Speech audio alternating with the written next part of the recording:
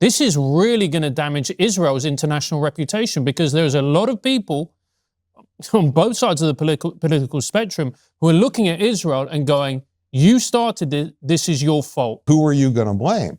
Well, I don't think you can easily blame the U.S. military. I don't see how you blame the Democrats here. They have no power, and they were blindsided by this whole thing. So I don't see how you say, well, they're the ones who wrecked the whole thing. So I don't see how you blame them. So I think it's going to basically start to come down to Israel and President Trump and the Republicans, which there's always been this division inside of MAGA. About half against foreign wars and the other half, more on the other side. A war with Iran will completely destroy Donald Trump's presidency and fracture the Republican Party. According to a top military strategist on the Triggernometry podcast, Donald Trump is walking straight into the exact same nightmare that destroyed Lyndon B. Johnson during the Vietnam War. If the U.S. military deploys Marines to Iran or spends another $200 billion funding this Israel versus Iran conflict, the political consequences will be catastrophic. We are talking about the fracturing of the MAGA movement and the global oil market going up in flames. To get out of this, Trump might have to force Israel to give up its biggest nuclear secret. And that you saw that with Ukraine. Well, this is the same thing. It's the same split within MAGA. MAGA's holding together at the moment in the opinion polls only because they're supporting Trump, and but as this unfolds and as you get into the midterms and in the summer, the way I say this is that I think Trump is going to start to have an LBJ problem. So if he crosses this Rubicon and he goes down this road, I see that this stage is going to go on for quite some time. And I think that's why the $200 billion request is coming through. They want to put that request through now, because if you cross this Rubicon, I'm not saying he's going to do it, but I think it's 75% likely, you're going to need to spend $200 billion and more. This is going to be very expensive. So you're going to have this war is going to go on. And as that war goes on, this is where the real problems for the senators and the House members are going to face when they run for re-election in the midterms. And so you already had a situation before this where there was likely a modest blue wave coming, where the Democrats would win the House and maybe a few seats in the Senate. Not quite clear they would take the Senate. Here, in this situation, you could see a much bigger blue wave coming. And why do those House members and those senators want to just go home? I don't think they're going to. And so I don't know what they will each make, just like the Gulf states. This will fracture the coalition of MAGA. And it won't be necessarily cleanly in a division. It'll be more like what I'm describing. When coalitions fracture, typically what happens is the actors that are part of it start to go their own way. And it's not clear that it'll all break in one way. I'm not saying they'll all break against Trump either. It's going to be probably seat by seat, state by state, but it's not going to be the unified situation it is today. It's going to be this more fractured situation. And so those are the real political costs that are coming. And I would say by June 1st, now we're going through the primaries here and we haven't crossed the Rubicon yet of stage 3. But as that were to unfold, I would say it won't take long. You won't have to wait till August for this. LBJ, when the bottom fell out of LBJ's presidency, it was March 1968. So he had we're very much in a similar escalation trap here, where LBJ had been promising that just one more rung up the escalation ladder would get him out of the escalation trap. Everybody realized by end of 67, we were in an escalation problem because the VC were getting stronger and stronger and taking territory, actually literally taking territory. And then what happened is he kept promising it. And there was a spectacular event called the Tet Offensive. Mm-hmm. The Tet Offensive was at the end of January 1968. And what the VC did is they, over a period of just a few days, they did a parallel attack across multiple different fronts at the same time, multiple different of our bases at the same time. And they lost each and every one of the individual battles. 25,000 of them died apparently in just these week or so to do this offensive.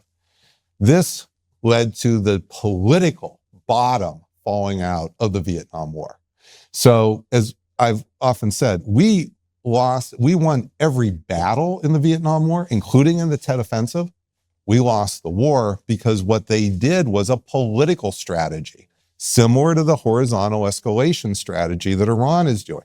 This is a strategy where the end point is political fracture, not gain territory.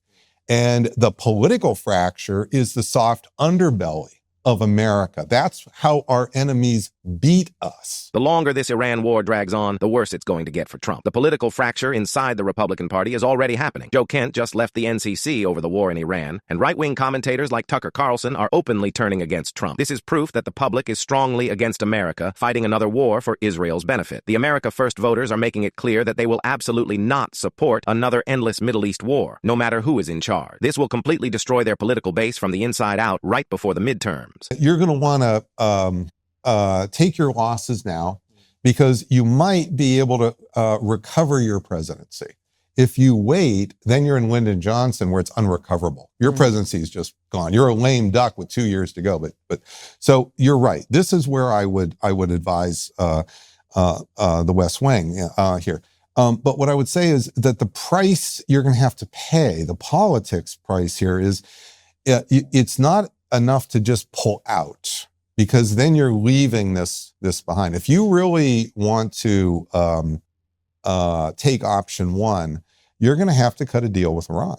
You're going to have to go back and you're going to have to cut a deal with Iran. Now, before the bombing started, here's what the deal looked like at 3:15 Eastern time in the Oval Office with Witkoff and Kushner. And we know this because this is exactly what they said, which is that Iran will not give up its enrichment. It wants to keep its 3.5%, and it's promising to meld together the 60 and 20% to 3.5.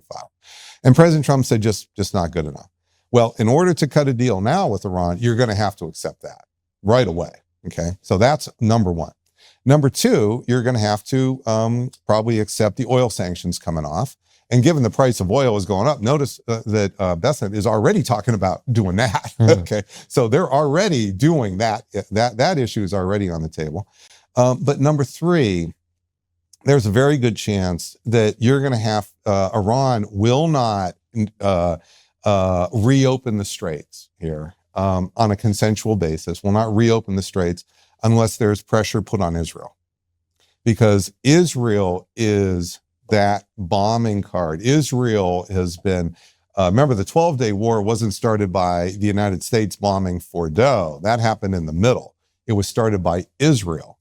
This war, the tactical intelligence for killing the supreme leader and the bombs that killed the supreme leader were Israeli. So we need to understand that I don't think we're in a situation anymore where you're going to get a deal here without pressure on Israel. To do what?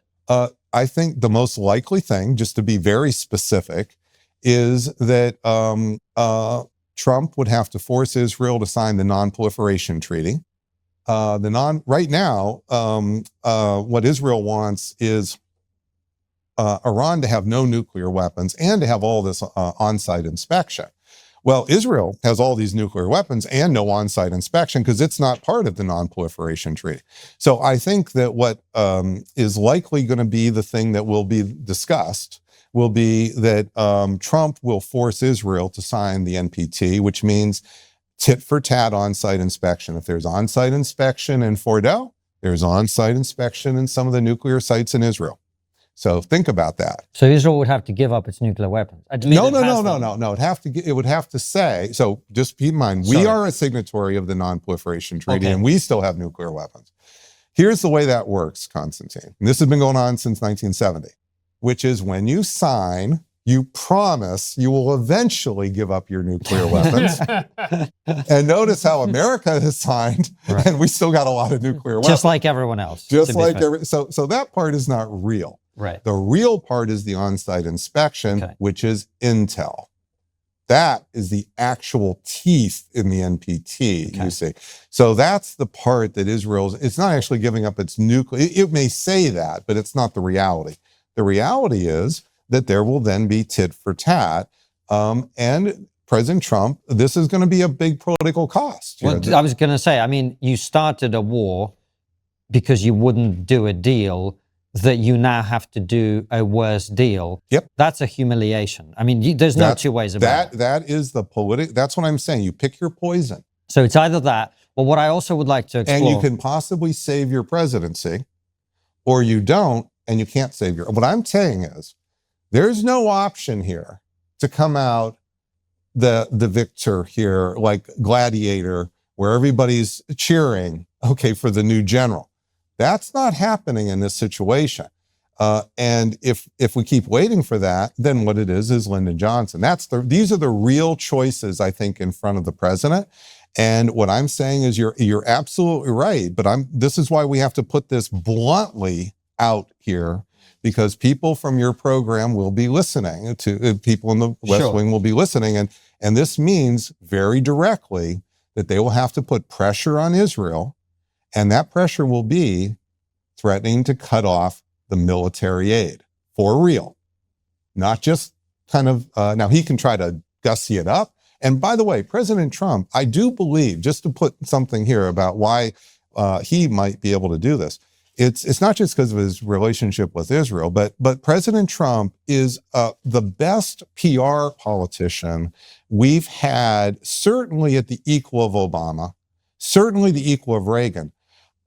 Some of my friends who don't like Trump don't like it when I say this. I think he's better. Just think about this. He did January 6th and got reelected. Okay, just think about this for a moment. That we have not seen, I think, this level of understanding the media and he understands the media better than the media understands the media here. So if there's somebody who can recover his presidency, even with all these liabilities, I believe it is President Trump. He can sell this deal as an actual victory to at least his base. And enough time will pass. He'll find other things. We have time. He has time to recover. You take this down where we're still talking about this, not just talking, but fighting this war in July.